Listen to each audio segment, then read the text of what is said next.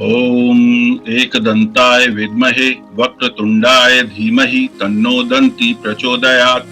तत्पुरुषाय विद्महे महादेवाय धीमहि तन्नो रुद्रः प्रचोदयात्। नारायणाय विद्महे वासुदेवाय धीमहि तन्नो विष्णु प्रचोदयात्। देव्यै ब्रह्मण्यै विद्महे महाशक्त्यै च धीमहि तन्नो देवी प्रचोदयात्। महालक्ष्मी च विद्महे विष्णुपत्न्यै च धीमहि तन्नो लक्ष्मी प्रचोदयात्। भास्कराय विद्महे महद्युतिकराय धीमहि तन्नो आदित्यः प्रचोदयात्।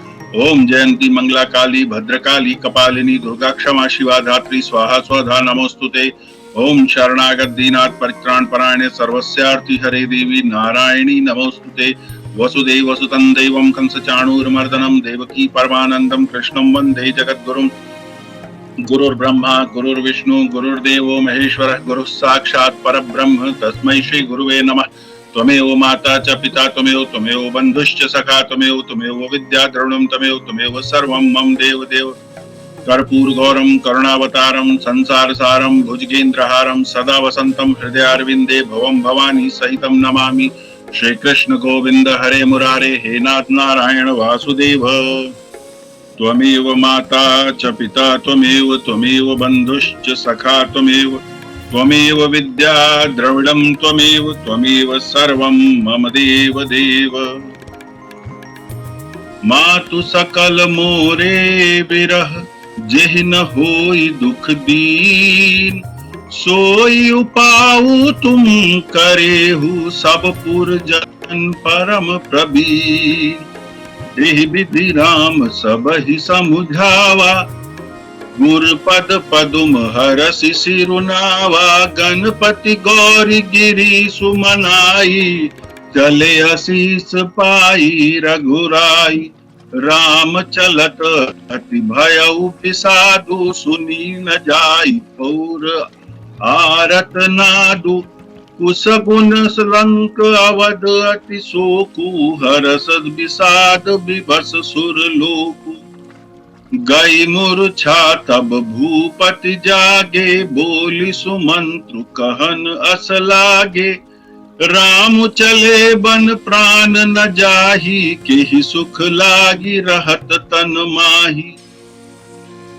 एहि ते कवन व्यथा बलवाना जो दुख पाई तजहि तनु प्राणा।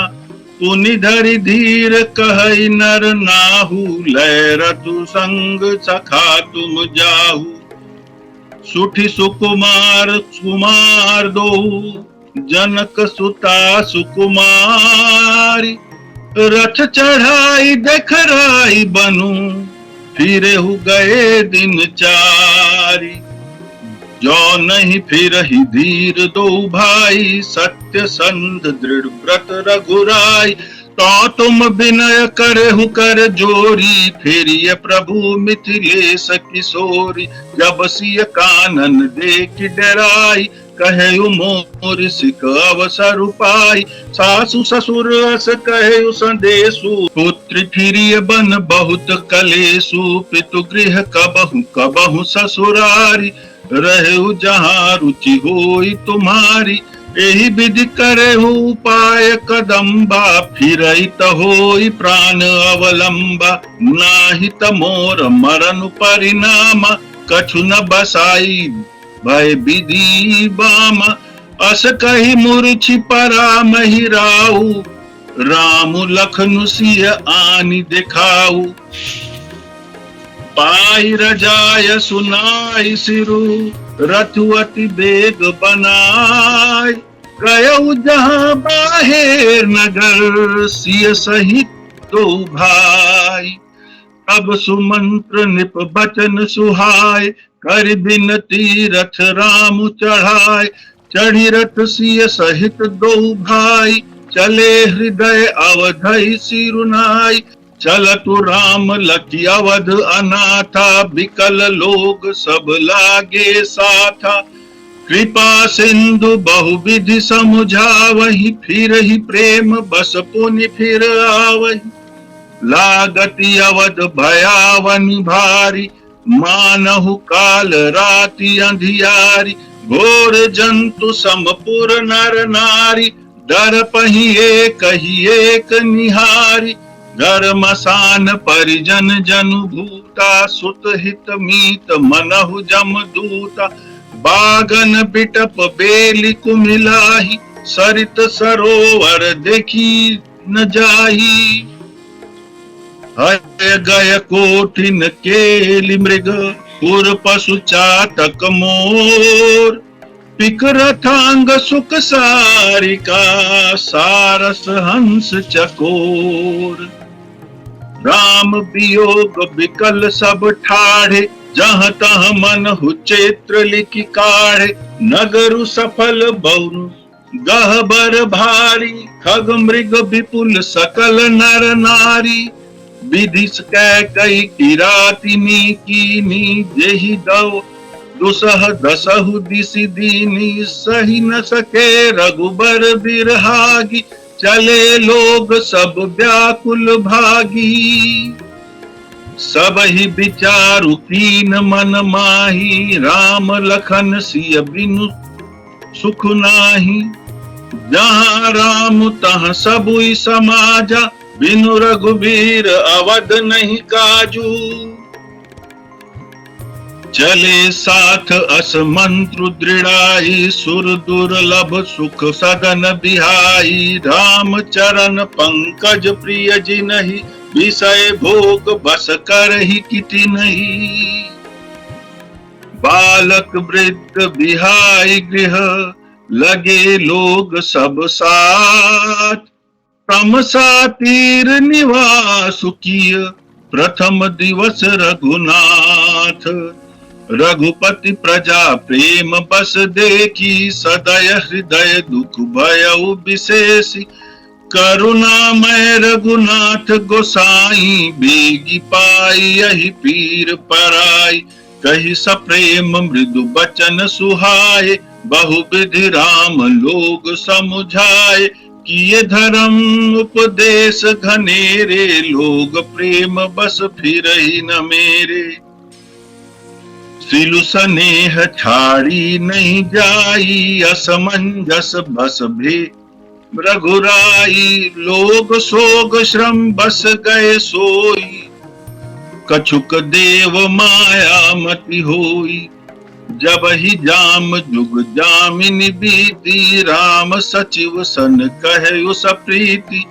खोज मारे रथ हाँ कहूँ ताता, आन उपाय बनहि नहीं बाता।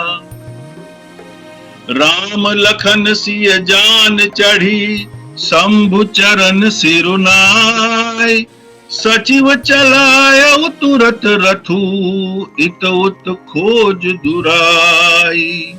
हम श्री रामचरितमानस के अयोध्या कांड पे हैं और प्रसंग चल रहा है कि श्री राम जी, लक्ष्मण जी और सीता जी अब प्रस्थान कर रहे हैं वन के लिए। हे परम चतुर पुरवासी सज्जनों, आप लोग सब वही उपाय करिएगा जिससे मेरी सब माताएं मेरे विरह के दुख से दुखी न हो। इस प्रकार श्री राम जी ने सबको समझाया और हर्षित होकर गुरु जी के चरण कमलों में सिर नवाया।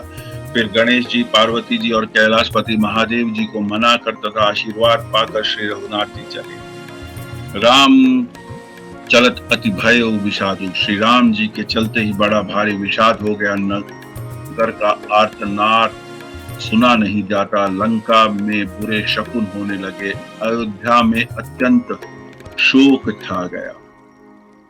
अब देखिए यहाँ पे एक विरोधाभास सा लग रहा है, लंका में भी बुरे शकुन होने लग गए और अयोध्या में शोक छा गया। बस अंतर यह है कि अयोध्या में श्री राम के वियोग के कारण शोक छाया है और लंका में शकुन इसलिए खराब हो रहे हैं क्योंकि अब श्री राम वन की ओर प्रस्थान कर रहे हैं, जहां पर लंका में युद्ध की पृष्ठभूमि तैयार हो जाएगी। मूर्छा दूर हुई तब राजा जागे और सुमंत्र को बुलाकर ऐसा कहने लगे, श्री राम वन को चले गए पर मेरे प्राण नहीं जा रहे, न जाने ये किस सुख के लिए शरीर में रुके रहे हैं। इससे अधिक बलवती और कौन सी व्यथा होगी जिस दुख को पाकर प्राण शरीर को छोड़ेंगे। फिर धीरज धरकर राजा ने कहा, हे सखा, तुम रथ लेकर श्री राम जी के साथ जाओ। अत्यंत सुकुमार दोनों कुमारों को और सुकुमारी जानकी को रथ में चढ़ाकर वन दिखलाकर 4 दिन बाद लौट आना। यदि धैर्यवान दोनों भाई न लौटे, क्योंकि श्री रघुनाथ जी प्रण के सच्चे और दृढ़ता से नियम का पालन करने वाले हैं, तो तुम हाथ जोड़कर विनती करना कि हे प्रभु, जनक कुमारी सीता जी को तो लौटा दीजिए। जब सीता जी वन को देखकर डरें, तब मौका पाकर मेरी यह सीख उनसे कहना कि तुम्हारे सास और ससुर ने संदेश भेजा है कि हे पुत्री, तुम लौट चलो, वन में बहुत क्लेश है। तब कभी पिता के घर, कभी ससुराल, जहाँ तुम्हारी इच्छा हो वहीं रहना। इस प्रकार तुम बहुत से उपाय करना। यदि सीता जी लौट आई तो मेरे प्राणों का सहारा हो जाएगा। ये राजा दशरथ कह रहे हैं। नहीं तो अंत में मेरा मरण ही होगा। विधाता के विपरीत होने पर कुछ वश नहीं चलता। हा राम, लक्ष्मण और सीता को लाकर दिखाओ। ऐसा कहकर राजा मूर्छित होकर पृथ्वी पर गिर पड़े। सुमंत्र जी राजा की आज्ञा पाकर सिर नवाकर और बहुत जल्दी ही रथ जुड़वा कर वहां गए जहां नगर के बाहर सीता जी सहित दोनों भाई थे। वहां पहुंचकर सुमंत्र जी ने राजा जी के वचन श्री रामचंद्र जी को सुनाया और विनती करके उन्हें रथ पर चढ़ाया। सीता जी सहित दोनों भाई रथ पर चढ़कर हृदय में अयोध्या को सिर नवाकर चले। श्री रामचंद्र जी को जाते हुए और अयोध्या को अनाथ होते हुए देखकर सब लोग व्याकुल होकर उनके साथ हो लिए। कृपा के समुद्र श्री राम जी उन्हें बहुत तरह समझाते हैं तो वे अयोध्या लौट जाते हैं, परंतु प्रेमवश फिर लौट आते हैं। अयोध्यापुरी बड़ी डरावनी लग रही है, मानो अंधकारमयी कालरात्रि की हो। नगर के नर नारी भयानक जंतुओं के समान एक दूसरे को देखकर डर रहे हैं। घर स्मशान, कुटुंबी, भूत प्रेत और पुत्र, हितैषी और मित्र मानो यमराज के दूत हैं। बगीचों में वृक्ष और बेलें कुम्हला रही हैं। नदी और तालाब ऐसे भयानक लगते हैं कि उनको देखा नहीं जाए। करोड़ों घोड़े, हाथी, खेलने के लिए पाले हुए हिरन, नगर के गाय, बैल, बकरी, पशु, पपीहे, मोर, कोयल, चकवे, तोते, मैना, सारस, हंस और चकोर श्री राम जी के वियोग में व्याकुल हुए और जहां तहां चुपचाप स्थिर खड़े हैं, मानो तस्वीरों में लिख कर बनाए गए हों। नगर मानो फलों से परिपूर्ण बड़ा भारी सघन वन था। नगर निवासी सब स्त्री पुरुष, बहुत से पशु पक्षी थे।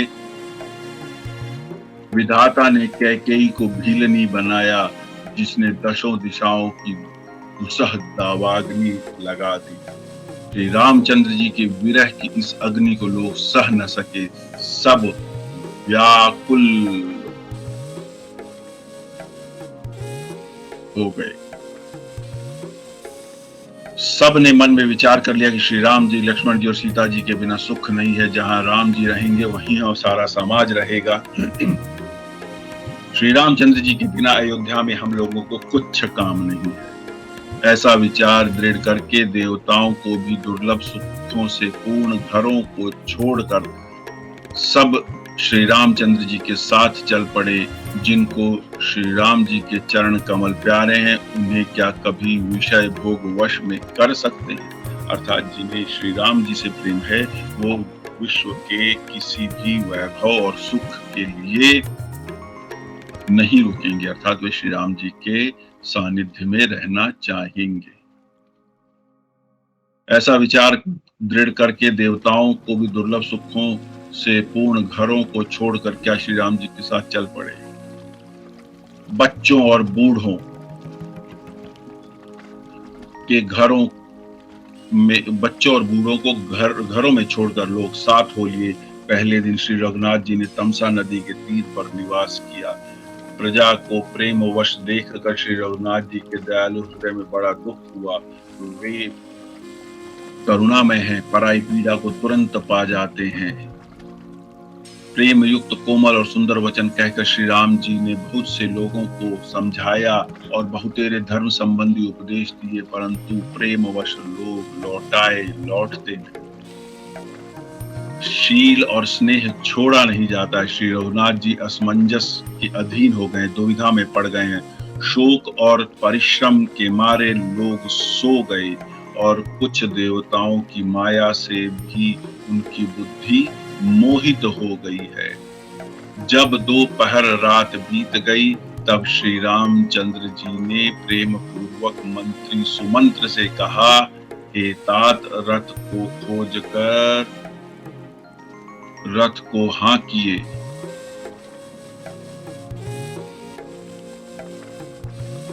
जब 2 रात पहर बीत गई तो श्री रामचंद्र जी ने प्रेम पूर्वक मंत्री सुमंत्र से कहा कि हे तात, रथ को खोज मारकर, अर्थात पहियों के चिन्हों की दिशा का न पता चले, इस प्रकार रथ को हाँकिए और किसी उपाय से बात नहीं बनेगी। अर्थात श्री राम अपने जाने के मार्ग को भी नहीं जानने देना चाहते थे, क्योंकि प्रजा साथ में साथ चले जा रही थी। शंकर जी के चरणों में सिर नवाकर श्री राम जी, लक्ष्मण जी और सीता जी रथ पर सवार हुए। मंत्री को तुरंत ही रथ को इधर-उधर छिपाकर चलाने के लिए कहा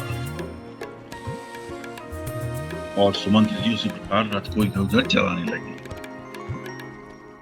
आज यहीं पर हम विराम लेते हैं। मेरे पठन पाठन और उच्चारण में जो भी त्रुटि रही है वह मेरी है, महादेव उसके लिए क्षमा करें।